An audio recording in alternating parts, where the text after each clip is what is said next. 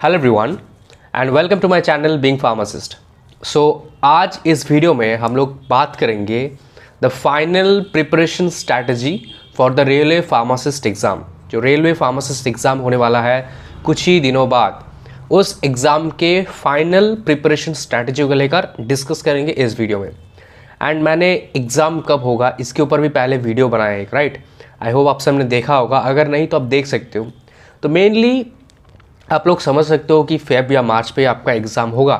किसी किसी का कहना है कि मार्च पे ही एग्ज़ाम होगा क्योंकि मार्च तक का सारे स्केड्यूल्ड बुक है, ऐसा कुछ। और किसी किसी का कहना है कि फरवरी में भी एग्ज़ाम हो सकता है, जनवरी को छोड़कर। तो आई थिंक कि फरवरी में हो या फिर मार्च में हो, आपके पास अभी मैक्सिमम और एक महीने आपके पास है, उससे ज़्यादा नहीं, क्योंकि दिसंबर ऑलमोस्ट हाफ एंड हो चुका है, राइट।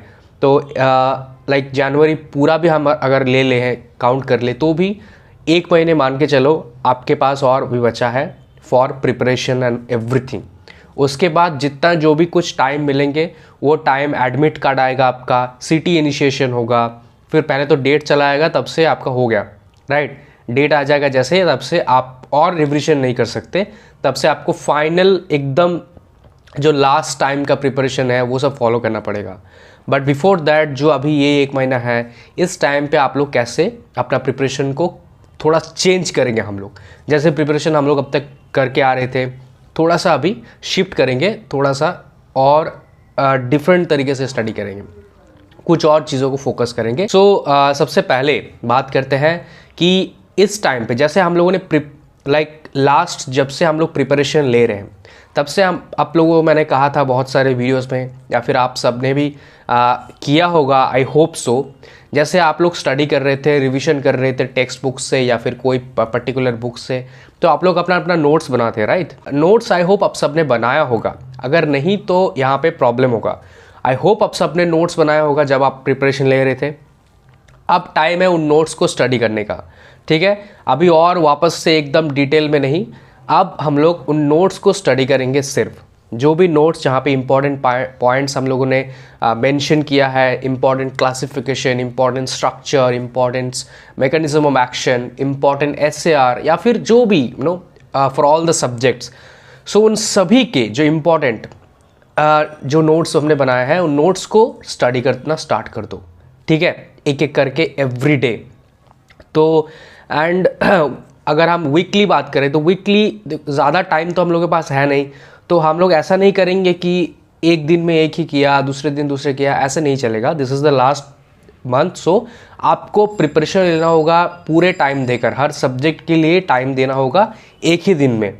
हर दिन आप लोग pharmaceutics, pharmacology, medicinal chemistry, pharmacognosy और अदर जो भी सब्जेक्ट्स हैं, तो मिनिमम 3-4 सब्जेक्ट एक एक दिन में रिवीजन करो, थोड़ा थोड़ा पार्ट, तब जाके आपका पूरा सिलेबस कंप्लीट होगा। उसके साथ आपको नॉन फार्मा सेक्शन पे भी ध्यान देना है, तो सिलेबस तो ह्यूज है ना, इसीलिए आपको एक एक दिन में एक ही सब्जेक्ट ऐसे नहीं चलेगा, आपको 3-4 सब्जेक्ट ऐसे करना है। उसके साथ साथ जो नॉन फार्मा का सेक्शन है उसको आप लोग मॉर्निंग टाइप पे रिवीजन करो, 2 सब्जेक्ट करके। किसी दिन हमने जनरल एप्टीट्यूड, रीजनिंग कर लिया, किसी दिन हमने थोड़ा सा जनरल अवेयरनेस, जनरल नॉलेज कर दिया। ऐसे एक एक दिन करके आप लोग डिवाइड कर लो, general knowledge, general awareness, reasoning, aptitude के बिटवीन, ठीक है। और जैसे कि मैंने कहा, आपका बाकी का जो दिन है उसको भी डिवाइड कर दो 3-4 subject every day, and revision from your notes, from your chart, from your other जो भी निमोनिक्स वगैरह जो भी बनाए हो, वो सबसे अभी प्रिपरेशन करना स्टार्ट कर दो। अभी और टेक्स्ट बुक्स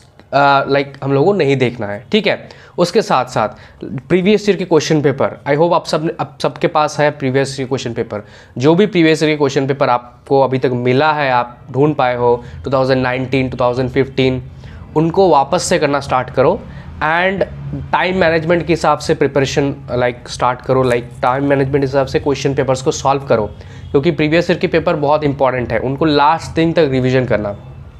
प्रीवियस ईयर के क्वेश्चन जब कर रहे हो तो वो पर्टिकुलर जहाँ से क्वेश्चन आया है, उस पर्टिकुलर टॉपिक को एक बार फिर से रिवाइज कर लो, क्योंकि हो सकता है वो वाला क्वेश्चन ना आए, उसी टॉपिक से कोई दूसरा क्वेश्चन आ जाए, ऐसा भी हो सकता है। So this is very important, repeatedly करते रहो प्रीवियस ईयर के क्वेश्चन पेपर सॉल्व, उसके साथ साथ मॉक टेस्ट जैसे देते आ रहे हो थोड़ा सा उसको इंक्रीज कर दो क्वांटिटी, लाइक एक करके मॉक टेस्ट दे रहे थे वीकली, 2 करो उसको, 3 करो उसको, फिर ऐसा हो जाए कि वीकली मैं मिनिमम 3 टेस्ट दे रहा हूँ इस टाइम पे, इस सेगमेंट पे, ठीक है, minimum 3 full mock test. Okay, अभी चैप्टर वाइज या फिर टॉपिक वाइज मॉक टेस्ट का टाइम गया, अभी फुल मॉक टेस्ट देना है from whole syllabus, just like the environment और आरआरबी और any other government exam, and computer based exam देना, ताकि आप उसी एनवायरमेंट पे एग्जाम दे पाओ, समझ पाओ कितना टाइम है, कैसे आप सॉल्व कर रहे हो। इससे क्या होगा, जब आप फाइनल एग्ज़ाम देने जाओगे अपने एग्ज़ाम सेंटर पे, तो आपको कुछ अलग नहीं लगेगा एग्ज़ाम का एनवायरनमेंट, उसी एनवायरनमेंट पे एग्ज़ाम अभी से देना स्टार्ट करोगे, ठीक है। नेक्स्ट है तो सब्जेक्ट स्पेसिफिक जो क्वेश्चंस है उनको जीपैट लेवल पे प्रिपरेशन करो, कुछ क्वेश्चंस, जैसे जीपैट लेवल के कुछ बुक्स आ जाते हैं, जो जीपैट, मान लो जीपैट है कंपेनियन बाय एन आमदार, या फिर पियर्सन का जो बुक आ जाते हैं, पीयूष का जो बुक आ जाते हैं, जो कुछ ब्रांडेड बुक्स है जीपैट के लिए, जो हम लोग जीपैट के लिए स्टडी करते हैं, राइट। सो उनको अच्छे से करो। स्पेसिफिकली इनामदार को मैं बहुत ज़्यादा प्रेफर करूँगा यहाँ पे, because I think this is one of the best book for question and answer guys, क्योंकि इतने एलैबोरेटली क्वेश्चन, हर एक क्वेश्चन का आंसर दिया है, प्रीवियस भी और मॉक भी, राइट।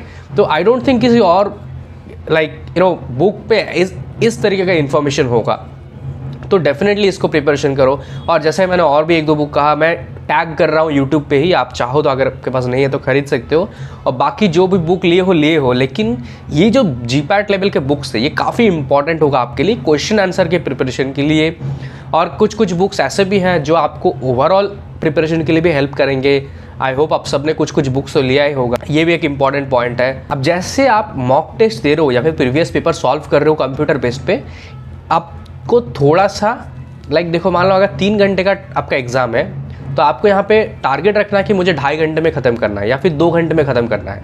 तो आपको जो भी फाइनल फुल टाइम है उतना तक नहीं जाना है, आपको ट्राई करना है कि मेरा टारगेट है उससे थोड़ा पहले एग्जाम को ख़त्म कर दूँ। उसके साथ साथ एक क्वेश्चन पे कितना टाइम आप इन्वेस्ट कर रहे हो, दिस इज़ इंपॉर्टेंट। आप अगर एक क्वेश्चन लाइक मान लो, आप काउंट कर लो कितने सारे क्वेश्चन है, कितने टाइम है, फुल डिवाइड कर लो, पर क्वेश्चन के लिए मुझे कितना सेकंड या कितना मिनट मिल जाता है। तो मान लो 1 मिनट मिल गया आपको, तो 1 मिनट आपको 1 मिनट से ज़्यादा नहीं देना है, भले आप 1 मिनट से थोड़ा कम दे दो हर एग्जाम लाइक क्वेश्चन के लिए। और अगर नहीं हो रहा है तो आप स्किप करके नेक्स्ट पे जाओ, फिर नेक्स्ट पे जाओ, और जो हो रहा है उनको ऐसे मत छोड़ देना कि बाद में भूल जाओ, उनको काउंट करके रखना कि मैंने ये क्वेश्चन सॉल्व नहीं किया है, मुझे इन पे लास्ट को करना है, राइट।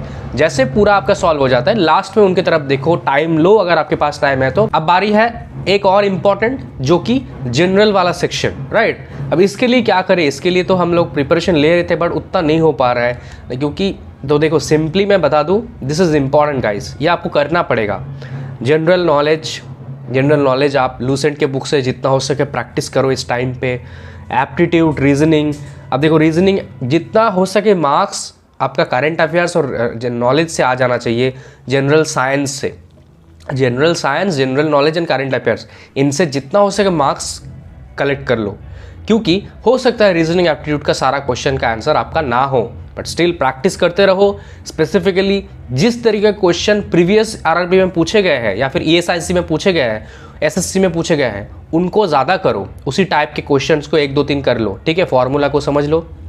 और उसके साथ साथ एट द एंड एक और पॉइंट जो I like to focus, which is जो नोट्स, शॉर्ट नोट्स, निमोनिक्स, फिर चार्ट्स, डायग्राम्स जो भी बनाए हो, जो भी आपके पास है, जो भी इम्पॉर्टेंट है, मान लो for drug classifications, for brand names, for drug dosages, या फिर फॉर एनीथिंग लाइक एप्टीट्यूड के मैथ्स के फार्मूला, जितने भी मैथ्स है क्वांटिटेटिव एप्टीट्यूड, उनके फार्मूलाज।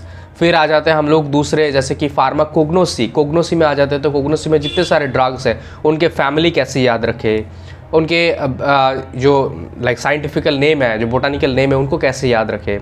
फिर आ जाता है जूरिस्प्रूडेंस का, हर एक स्कीड्यूल का कौन सा स्कीड्यूल में क्या लिखा है, एवरीथिंग, इन पे फोकस करो। कुछ एक्स्ट्रा कुछ चीज़ें जो आपको याद रखना है, कैसे भी करके, भूल गए तो क्वेश्चन रॉन्ग हो जाएगा, अटेम्प्ट नहीं कर पाओगे। स्कीड्यूल अगर भूल गए तो आपका 2-3 क्वेश्चन मिस हो जाएगा वहाँ पे। विटामिन्स अगर भूल गए, किसका क्या नाम, किसका क्या काम, तो बहुत सारे मिस हो जाएगा क्वेश्चन। तो ये जो कुछ इंपॉर्टेंट चीज़ें हैं ना, इनको अलग से प्रिपरेशन लो कि हाँ विटामिन इंपॉर्टेंट है, स्कीड्यूल्स इंपॉर्टेंट है, फार्माकोग्नोसी के जो इंपॉर्टेंट ड्रग्स है उनके फैमिली, उनके ये एक्सेट्रा एक्सेट्रा इंपॉर्टेंट है, कोलॉजी के पूरा क्लासिफिकेशन ही इंपॉर्टेंट है, कौन सा स्पेसिफिकली एंटीबायोटिक्स कौन के क्लासिफिकेशन में क्या किसके टाइप पे आ जाते हैं, राइट। इनको अच्छे से प्रिपरेशन लो तो आपका देखो हो जाएगा लाइक प्रिपरेशन कंप्लीट। फिर जैसे एग्ज़ाम का डेट लाइक आ जाते हैं उसके बाद से आपको लास्ट प्रिपरेशन लेना, तब सब कुछ हो चुका है। अब बस हम लोग जो भी इम्पोर्टेंट कुछ चीज़ें हैं उनको करते रहेंगे like as much as possible, और पुरानी चीज़ों को ऐसे ही जैसे मैंने आज कहा इससे बात से स्टार्ट कर दो, ठीक है। Thank you so much. I hope video आपको हेल्पफुल लगेंगे। कोई भी आपको डाउट हो, पर्सनली कुछ जानना हो या कुछ पूछना हो तो आप नीचे जो लिंक्स है मेरे फेसबुक, इंस्टाग्राम, लिंक्डइन, वहाँ पे जाके जो भी आपके पास है आप पूछ सकते हो। Thank you so much guys and please subscribe.